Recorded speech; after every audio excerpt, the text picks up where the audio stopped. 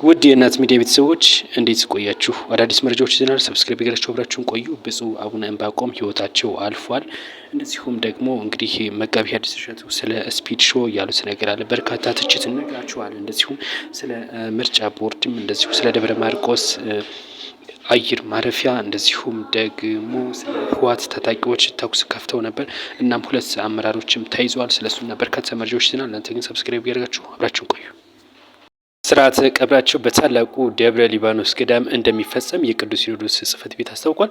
በኢትዮጵያ ኦርቶዶክስ ተዋሕዶ ቤተ ክርስቲያን የገዳማት መምሪያ የበላይ ኃላፊ ሊቀ ጳጳስ ብፁዕ አቡነ ዕንባቆም ከዚህ ዓለም ድካም ማረፋቸውን ቤተ ክርስቲያኗ አሳውቃለች። ቅዱስ ሲኖዶሱ ጽሕፈት ቤት ብፁዕ አቡነ ዕንባቆም ስርዓተ ቀብራቸውም ጥር 19 2018 እንደሚፈጸም እንግዲህ ይፋ አድርጓል ማለት ነው። ብፁዕ አቡነ ዕንባቆም በኢትዮጵያና እንደዚሁም በኢየሩሳሌም በሚገኙ የኢትዮጵያ ገዳማት ከፍተኛ እንግዲህ መንፈሳዊ አገልግሎት ሲያገለግሉ እንደነበረም ነው ይፋ ያደረገው።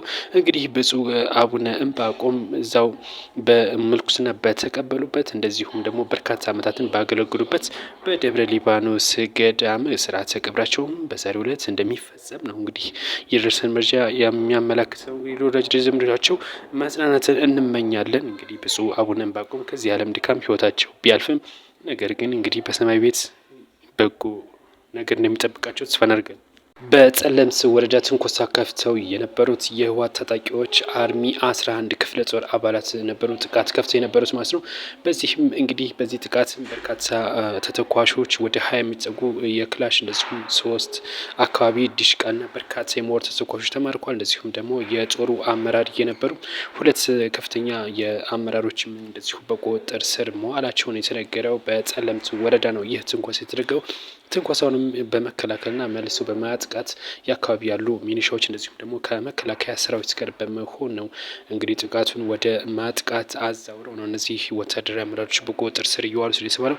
ከዚህ ጋር በተገናኘ ግን ሰፋ ያለ መረጃ ማቅረብላችሁ ይሆናል። እናንተ ግን ሰብስክራይብ እና ላይክ እያደረጋችሁ አብራችሁን ልትቆዩ በድጋሚ እንጠይቃችኋለን። በዚህ ጉዳይ ሰፋ ያለ መረጃ የሚወጣ ነው የሚሆነው። አብራችሁን ቆዩ። መልካም ቆይታ። የደብረ ማርቆስ አየር ማረፊያ ግንባታ በግንቦት ወር ላይ ተጠናቆ ስራ እንደሚጀምር ይፋ ተደረገ። በትናንትናው ዕለት በነበረ ጉብኝት ነው ይፋ ያደረጉት የደብረ ማርቆስ ከተማ ከንቲባ፣ እንደዚሁም ደግሞ የምስራቅ ጎጃም የተለያዩ በጎጃም አካባቢ ያሉ ባለስልጣናትን ጭምር እንደዚሁም የዞን አመራሮችና የወረዳ አመራሮች በተገኙበት ጉብኝት አድርገው ነበር። በጉብኝታቸው ወቅትም የደብረ ማርቆስ አየር ማረፊያ ማለት ነው በግንቦት ወር አጋማሽ ላይ ሙሉ ለሙሉ ተጠናቆ ስራ እንደሚጀምር ይፋ ተደርጓል። እንደሚታወቀው እንግዲህ በጸጥታ ምክንያት ነው እስካሁን የተራዘመው ተብሎ ነው የተነገረው ማለት ነው። እንደዚሁም በርካታ ተጓዦች ወደ አዲስ አበባ የሚያቀኑበት ወቅት በአባይ በረሃ አልፈው እንግዲህ ጓጽዮን አካባቢ ላይ ከፍተኛ የሆነ እንግልት እገታ ይደረግባቸዋል። ያንን ይቀርፋል ተብሎ እየተጠበቀ የሚገኘው የደብረ ማርቆስ አየር ማረፊያ በግንቦት ማለቂያ ወይም መካከል ላይ ስራ እንደሚጀምር ይፋ ተደርጓል ማለት ነው። እንግዲህ ከዚህ ጋር ተያይዞ ለአካባቢ ማህበረሰብ ትልቅ አስተዋጽኦ ያበረክታል ተብሎ የተጠበቀ ነው።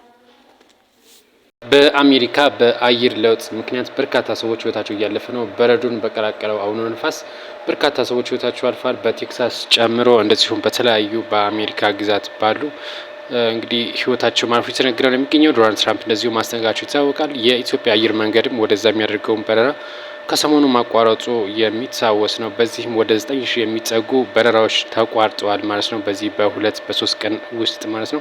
አሁንም እንደቀጠለ ነው የአየር ንብረት ለውጡ በአሜሪካ። እንግዲህ በዚህ ወቅት ከፍተኛ የሆነ ቅዝቃዜ እንዳለ ይታወቃል። የዘንድሮ ግን እጅግ ለየት እያለ ነው ተብሏል። በርካታ ህይወትም እየጠፋ ነው የሚገኘው በዚህ በአየር ለውጥ ምክንያት እንቅስቃሴ ገደብም ተጥሏል። በቦታው በርካታ እንቅስቃሴዎች መንቀሳቀስ እንዳይችሉ አድርጓቸዋል የተባለው። አዳዲስ መረጃ እንዲደርሳችሁ ሰብስክራይብ አድርጉ። መልካም ቆይታ።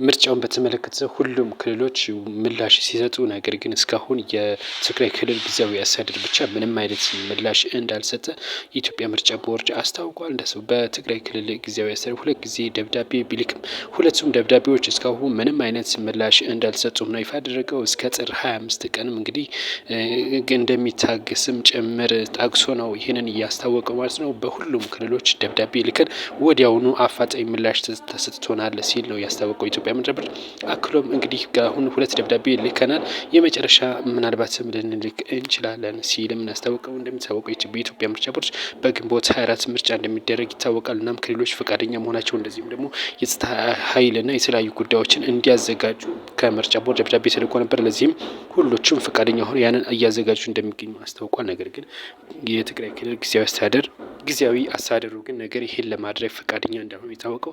ህወሓትም እንደዚሁ በክልሉ ምንም አይነት ምርጫ እንደማይደረግ መግለጹ የሚታወቅ ሲሆን ጊዜያዊ አስተዳደሩ ምናልባትም ህወሓት ይሄን ስላለ ብሎ ሊሆን ይችላል ዝም ያለው ተብሏል። መጋቢ ሐዲስ እሸቱ ስፒድ ሾውን በተመለከተ በርካታ ትችቶችን አቅርበዋል። ይሄ እኮ ተመካክሮ ማበድ ነው ሲሉም ነው እንግዲህ የተቹት ማለት ነው። በሰይፉ ሾው ላይ እንግዳ ሆነው የቀረቡት መጋቢ ሐዲስ እሸቱ ሰሞኑን አሜሪካው ዩቲዩበር አይሾ ስፒድ ላይ እንግዲህ ከፍተኛ ትችት አውርደውበታል። በኢትዮጵያውያን እንግዲህ ጉብኝት ተከትሎ ታዋቂ ሰዎች ወደ ሃይማኖት ተቋማት ሲመጡ ስለሚያደርጉት ስለነሱ ሁኔታ ከየት ነው የመጡት ምንድናቸው የሚለው ጥናት ሳይደረግ እንዴት የቤተክርስቲያንን ቅዱሳት መጻሕፍት እንደዚሁም ደግሞ ጥላን በመያዝ አቀባበል መደረጉ እንደዚሁም ቤተክርስቲያን ውስጥ ጭምር ይዞ መግባቱን በጣም ሲተቹ ነበር። እንግዲህ መጋቢ ሐዲስ እሸቱ ማለት ነው።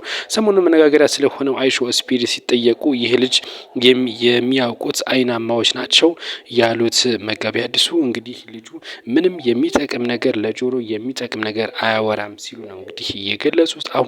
ከአሁን ፊትም እንደዚሁ አንድ ፈረንጅ መታ ነበር። እሷንም እንደዚሁ አቀባበል ተደርጎላት ነበር። በዛም ወቅት ትችት አቅርበን ነበር። እንግዲህ ከዚህ ቀደም ቢዮንሲ የተባለችው ወደ ኢትዮጵያም ስትመጣ እንደዚሁ ቅዱሳት መጻሕፍትን እንደዚሁ በጥላ ነበር አቀባበል የተደረገላት ሲሉ ያኔም ስንተች ነበረ።